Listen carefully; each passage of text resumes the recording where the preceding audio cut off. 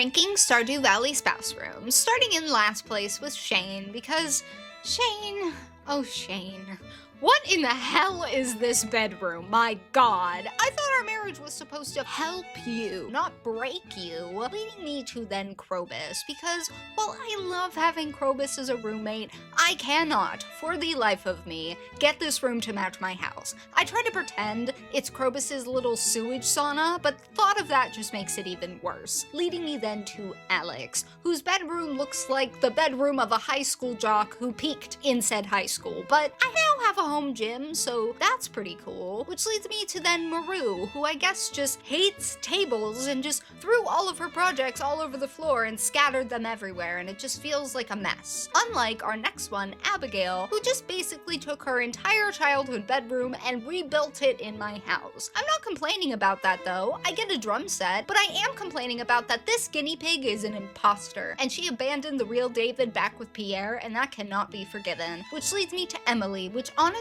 I expected more. Sure, I get a parrot, but where is the pizzazz, Emily? The sparkle? Because I am not one to compare siblings, but next up is Haley, and at least her room feels like her own little special makeup section. I love that. I just hate the color scheme. Taking me then to Elliot, whose color scheme is just dull and boring. He brings a library and barrels of what seems to be either wine or fish, knowing him, and it's nice, but it's so dull colored compared to what I expected from him, which was like rich reds and purples and maybe even a piano, you know? Leading me to then Sebastian. Because Sebastian not only has a computer and a D&D table, but after his 14 heart event, you also get a pet frog, and I cannot deny a pet frog. Leading me then to my husband, Harvey, whose room looks like a hobby room, and I love that. What can I say? It's his own little corner to build his airplane models, and that's adorable. But unfortunately, I'm more of a sucker for some musical instruments, which is why Sam takes third place, as his room brings musical instruments into my house, and I obviously need that in my life. Then, in second place is Penny's room, because who hasn't dreamed of having their own library in their home? It's such a perfect little cubby for your farmhouse, and I love it. But not as much as I love our first place winner of Leah, with the most well put together art room I've ever seen. The colors are rich, it has a really unique aesthetic, it's super colorful, and honestly, 10 out of 10, go Leah. Now I just wonder what Sandy and Clint's are gonna look like. Tell me what you think, and also, do you agree with my ranking? Let me know, and otherwise, have a happy weekend.